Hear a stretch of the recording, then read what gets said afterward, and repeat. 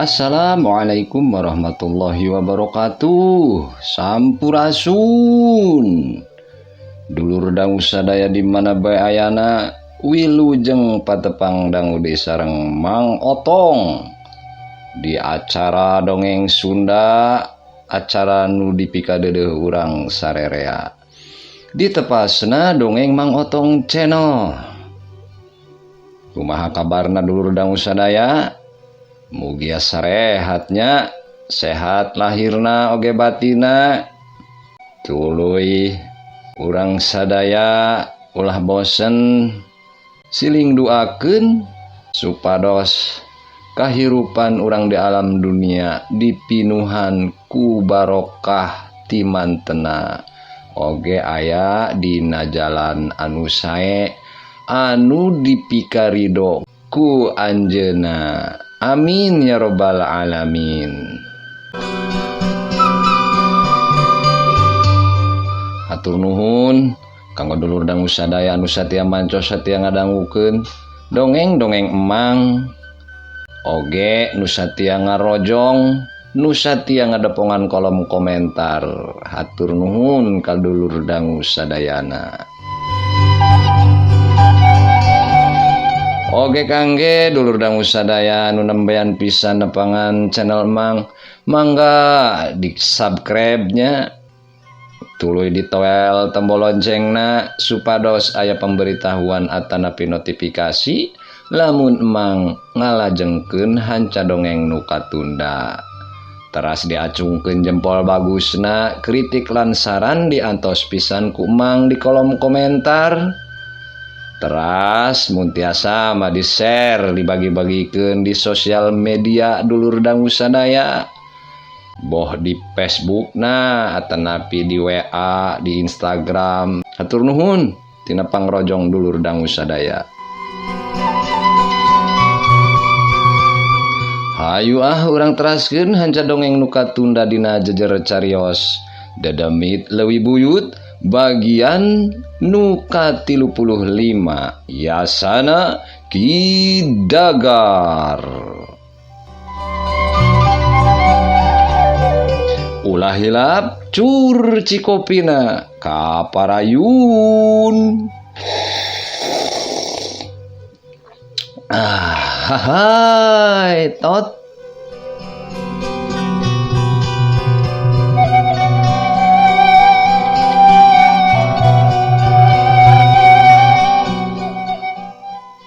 Bah, kami rek ngulang heula sabab tipe kami can pisan reureuh. Ke beurang ge kami bakal ka dieu deui, cek Mang Akim. Nya boh, bari ngantosan Pak RT kami mulang heula. Kade sidik dijagaan, ulah ditinggalkeun nyorangan, oge ulah dilepas talina bah, cek Jang Suma. Nya Jang, keun we. Dari dieu mah aya tatangga oge loba dulur. Muga-muga Pak RT na gancang datang bari mawa bah gawok walon bah jana. Geus kitu mah atuh Jang Suma, Mang Akim jeung Mang Ade sarta warga lembur sejena aramitan marulang ka imahna sewang-sewangan. Dulur dangu sadayana urang tunda heula kaayaan di lembur Sugih Mukti. Ayeuna urang nyaritakeun lalampahan Pak RT jeung Juragan Barkah.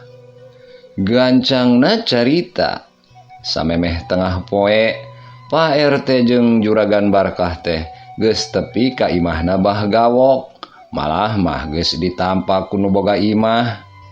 Harita bah gawok nu make pangsi hideung sila di tengah imah, nyang hareupan dua urang semahna.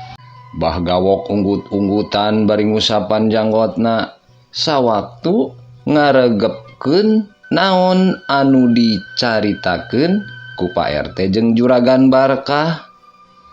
Tah kitu pamaksudan kami teh bah, pungkas Pak RT sanggeusna medar kajadian anu karandapan ku warga lembur. Hareng heng geuning lembur tehnya. mun diantep bakal jadi lembur anu geuman. Nya bisa-bisa jadi lembur kosong sabab bakal ditaringgalkeun ku pangeusina. Ceuk Bah Gawok bari masih ngusapan janggotna anu panjang. Tah kumaha kira-kira Abah? Nah Abah sanggup pikeun ngusir eta jurig? Ceuk Juragan Barkah. Tapi Bah, kami geus sapakat yen warga lembur teh embung ngahayukeun atawa nedunan kana pamentana genderuwo eta. Lamun maranehna daek ingkah tapi mentah syarat anu berat, kami teh sanggup Bah, ceuk Pak RT. Intina mah kieu Bah, kami menta pitulung Abah pikeun ngalawan eta jurig, lain pikeun badami nyieun kasapakatan jeung maranehna. Juragan Barkah milu nyarita. Nya Abah ngarti kana pamaksudan Pak RT jeung Gan Barkah. Intina mah Abah teh kudu ngusir eta jurig sacara paksa. Mun perlu mah diperancangan secara kasar, kitu lain ulah diajak badami komo bari digantian ku tumbal. Cara harita keur narekahan jenatna Mang Kemet. Tah bener kitu pisan Bah, walon Juragan Barkah. Pak RT mah ukur unggeuk sawaktu ditetep ku Bah Gawok teh. Heug, ke Abah rek rekes heula, rek ngimpleng heula. Nah sakirana Abah bisa ngungkulan 2 jurig eta. Bah Gawok harita sidakep panonna dipeureumkeun.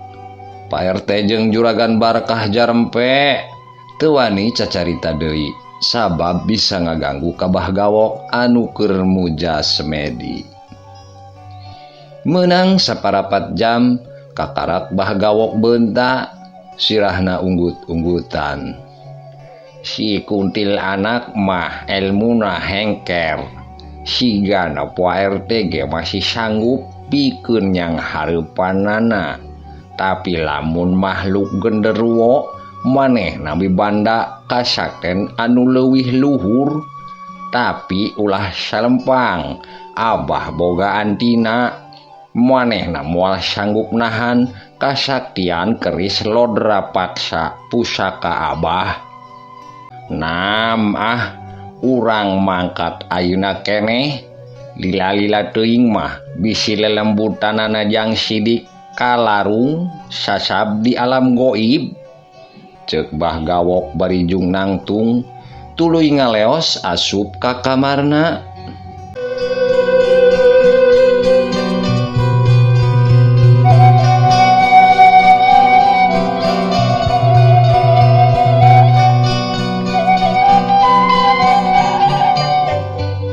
Kaluar deui Bah Gawok geus mawa keris hideung anu sarangkana tina kuningan sari anu diukir gambar naga. Gagang keris oge diukir ngabentuk hulu naga. Eta keris disesepkeun kana cangkeng tukangna dina sajaroeun bajuna Bah Gawok. Hayu urang mangkat ayeuna, ceuk Bah Gawok bari ngalengkah kaluar ti imah. Pak RT jeung Juragan Barkah gancang nuturkeun. Ceklek, panto imah dikunci ku Bah Gawok. Sabab Bah Gawok mah hirup nyorangan, pamajikanana geus maot 5 tahun ka tukang. Dulur dangu, ayeuna urang malikan deui nyaritakeun kaayaan di imahna Bahjana. Harita wanci tunggang gunung di imahna Bahjana ngariung aya kana 10 urangna. Tatangga Bahjana anu milu ngemitan sidik anu harita masih can sadar. Jang Suma jeung Mang Ade oge geus aya di dinya deui sabab geus janjian jeung Pak RT yen Pak RT jeung Juragan Barkah rek hasil atawa henteu ge mawa Bah Gawok teh rek langsung ngadatangan ka imahna Bahjana. Sedengkeun Mang Akim mah teka tempo harita teh cenah ceuk beja ti tatanggana Mang Akim teh muriang. Kumaha nya Jang? Pak RT teh geuningan can datang bae. Ceuk Bahjana anu katempo paromana ngemuka bingung. Urang antosan bae bah. Sugan sakedap deui ge dongkap Pak RT teh. Nya muga-muga bae. Bari sakantenan nyandak bah gawokna. Sangkan sidik tiasa enggal di ubaran. Walon Jang Suma. Tuh geuning. Nu ditungguan teh ngurunyung. Pak RT datang tuh. Ceuk Mang Ade anu diukna deukeut lawang. Bahjana jeung Jang Suma cengkat tuluy ngadeuketan kana panto. Katempo rentang-rentang Pak RT jeung Juragan Barkah lempang ngiringkeun saurang aki-aki di baju hideung anu tayalian Bah Gawok. Jang Suma, Mang Ade jeung Bahjana gancang mapag nu karak datang. Alhamdulillah, Bah Gawok kairingkeun. Ceuk Jang Suma bari nyalaman Bah Gawok. Di mana nu geuringna? Tanya Bah Gawok. Di lebat Bah, mangga. Walon Bahjana sanggeusna nyalaman ka Bah Gawok. Bah Gawok gancang asup ka tengah imah diiringkeun ku lobaan. Bah Gawok tepak deku di hareupeun sidik anu masih ngagoler bari panona peureum. Sedengkeun nu sejen dariuk ngurilingan Bah Gawok jeung sidik. Hudang siah, ulah api-api sare sagala. Bah Gawok nyentak ka sidik. Sidik ngadadak beunta, panona molotot buringas, semu beureum, sirahna cengkat. Sidik diuk bari sukuna dikahareupkeun. Saha anjeun aki-aki peot? Wawanianan siah suntak-sentak ka kaula. Ceuk sidik sorana agem handaruan. Jelas eta sora teh sorana si genderuwo dongga bawuk. Atuh jalma nu aya di dinya carengkat kabeh ge ngarasa reuas sarta bulu pundukna muringkak.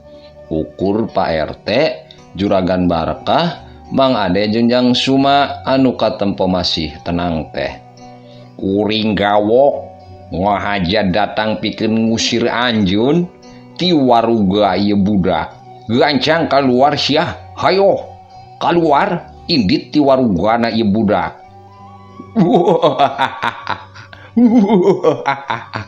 Oh, anjeun teh dukun. Dukun kiwari mah eueuh nu ecreug. Minta tulung ka bangsa kaula. Pikeun nedunan kahayangna jalma-jalma nu minta tulung ka maranehna. Ayeuna saurang dukun rek ngusir kaula.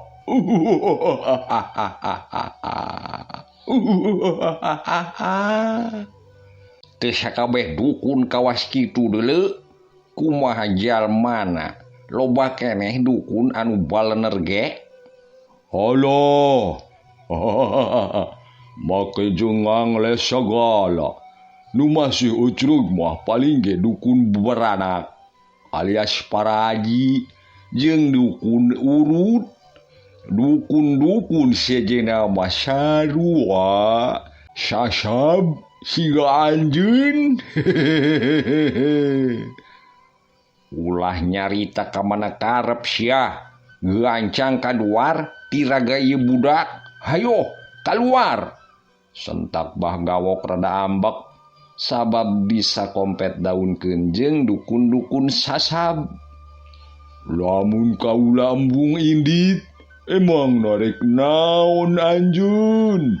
Boga pangabisa naon anjeun teh Gawok? Matanggul sia. Puh. Bah Gawok niup kana beungeutna sidik. Waduh. Sidik ngajung kelabuh ka tukang tapi tuluy cengkat nangtung panona nutup galak kabah gawok. Tiupanana mah panas oge anjeun teh gawok. Loba teuing nyepah make apu meureunnya.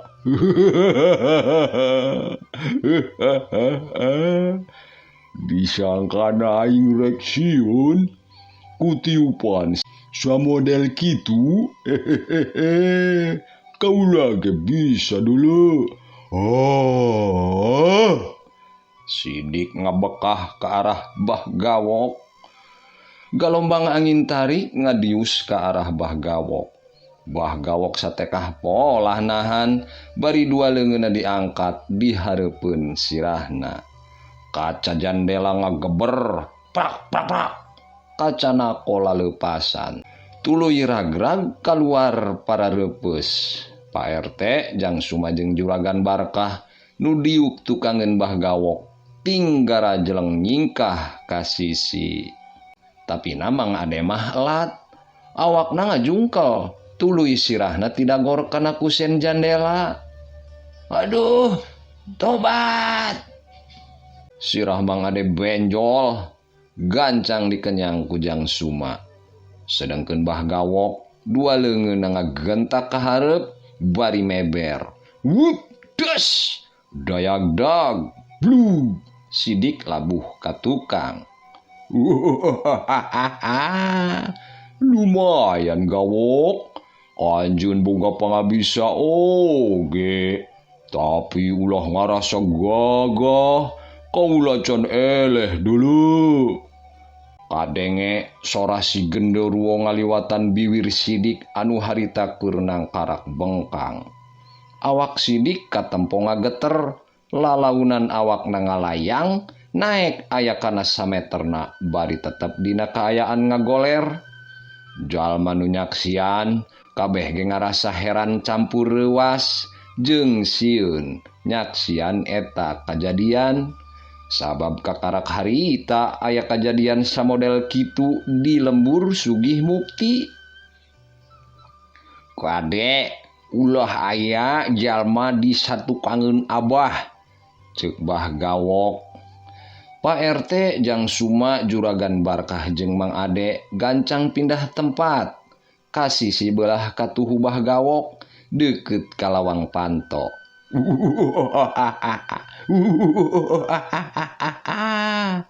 Kadenge seuri si genderuwo. Geus kitu awakna Sidik teh lalaunan muih kawas kolecer, bari tetep ngalayang jauh tina palupuh imah. Beuki dilaputerana beuki ngagancangan. Wut, blesat. Awak Sidik anu muih teh ngablesat nyamber ka arah bah gawok. Bah gawok anu geus taki-taki sarta geus mapatkeun ajianana gancang ngangkat dua leungeunna diarahkeun ka awakna Sidik anu keur muih gancang sarta ngarah ka dirina. Salengkah deui bah gawok rek kahantem ku kolecer awak Sidik. Awak Sidik ngadadak ngarandeg eureun, awakna oge teu muter deui. Bah gawok niup ka arah Sidik, bari dua leungeunna diturunkeun ka arah palupuh. Blug! Awak Sidik ragrag tepati tarik kana palupuh imah. Bah gawok harita langsung bae nyekelan embun-embunana Sidik, bari teu eureun ngagereyem ngarapal jang jawokanana. Aduh, panas gawok, eureun sia atawa dileg-leg ku kaula. Aduh, panas. Bah gawok tengah walon, manehna terus bae babacaan. Leungeunna anu nempel dina embun-embunana Sidik harita nyieun gerakan kawas anu nyabut hiji barang. Kaluar sia. Hup. Sakilas katempo aya haseup bodas ipis kaluar tina embun-embunana Sidik, tuluy langsung ngeles teuing ka mana. Kudupruk Sidik ngudupruk, panona peureum kawas anu kapiuhan deui. Main taci herang, ceuk bah gawok. Jang suma gancang nyicikeun cai tina teko kana gelas. Da tita tadi ge teko jeung gelas mah nyanding didinya. Gelas Ciherang diasongkeun ka Bah Gawok. Bah Gawok gancang ngabaheum cai tina gelas, tuluy diburakeun kana beungeutna Sidik. Teu lila Sidik ngulisik lilir. Panonna gular gilir tapi teu galak jeung buringas cara tadi. "Geus sadar, Jang?" tanya Bah Gawok ka Sidik. Sidik neuteup Bah Gawok tuluy nyarita. "Aki teh saha? Kunaon uing di baku ku tambang kawas kieu?" "Dik, apal ka kuring?" tanya Pak RT. "Apal, Pak RT?" walon Sidik. "Ari ieu saha?" tanya Pak RT bari nunjuk ka Bahjana. "Abah, eta mah." "Alhamdulillah, Jang Suma, Mang Ade, buka tali tambangna, Sidik geus cager." Atuh tali tambang gancang di udaran. Ambu Siti langsung bae ngagabrug Sidik, bari diceung-ceurikan. Tangtuna mah cerik bunga sabab Sidik geus sadar.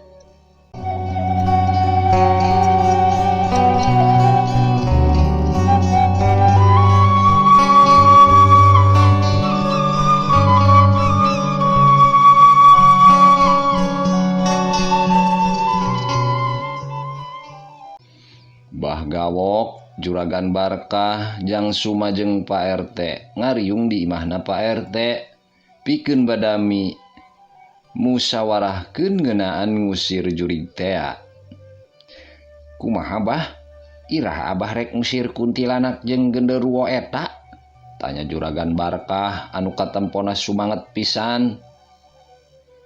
"Abah keur ngadago wanci apes maranehna ke peuting. Dina wanci tengah peuting urang datangan tempat cicingna nyaeta tangkal sawo jeung tangkal cangkring diwetaneun lembur," walon Bah Gawok. "Nah teu diusir ayeuna bae Bah, mumpung sore keneh.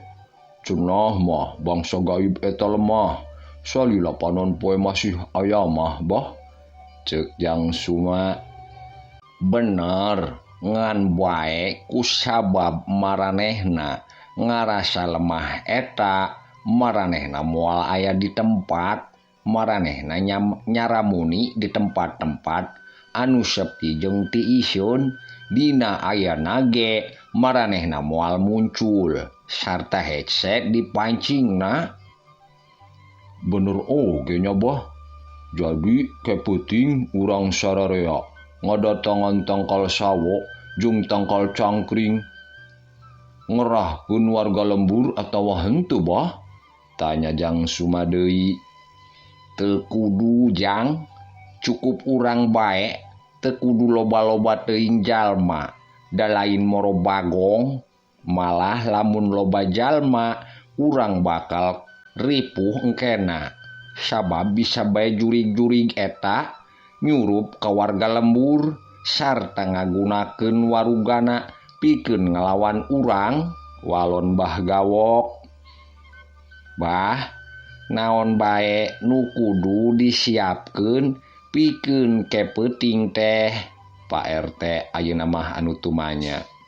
Bah Gawok ngahuleng sakedeung tapi teu lila tuluy nyarita. "Jurig teh leuwih ti hiji. Bisa bae Abah moal bisa nalingakeun ka Pak RT sababatur lamun eta jurig muncul babarengan. Jadi Pak RT sapara kanca kudu bisa mertahankeun diri. Lamun sawaktu-waktu ditarajang ku salah sahiji jurig, ngala bae awi koneng, seukeutan tungtungna tuluy balur ku daun kelor jeung bawang bodas. Naha awi koneng nu dibaluran ku daun kelor jeung bawang bodas teh bisa pikeun maehan eta jurig Bah?" tanya Pak RT deui. "Cantang tu, Tapi sahantuna seseukeut awi koneng anu meunang maluran daun kelor jeung bawang bodas bisa natuan maranehna sabab lamun ditarajang make pakarang biasa mah percuma da pasti moal mempan. Tapi meureun awi koneng nage diparancahan heula bah, ceuk Juragan Barkah. Nya ke ku abah diparancahan heula. Sok ayeuna mah ngarala awina tuluy baluran, abah marek muja semedi deui. Menekung kanu Maha Agung sangkan tarekah urang teh aya hasilna. Jang ngala awina di kebon kuring bae, sakalian ngala daun kelorna aya di wates kebon belah kaler.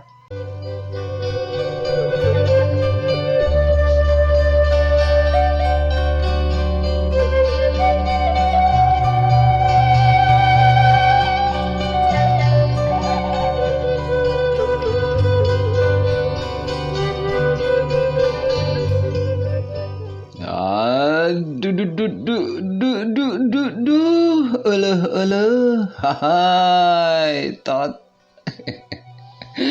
waktos nah dulur dangu sadaya tanya kapan emang tunda heula ieu hanca dongeng semet dieu mugia urang tiasa patepang dangu deui di cariosan nu salajengna. Teu kirang-kirang emang nyuhunkeun dihapunten tina sagala kalepatan oge kakirangan. Boh tina medarkeun ieu dongeng atanapi tina ucap kecap bahasa Sundana teu bosen-bosen mangnya nyuhunkeun dihampura tur ulah bosen di dulur dangu sadaya. Kukituna pileuleyan sapunya repegat simpai paturai patepang deui. Hayu urang pulungan anu sarae nu bagus nu endah nu baikna urang alungkeun anu barututna. Amang seja undur diri. Akhiru kalam wassalamu alaikum warahmatullahi wabarakatuh. Permios.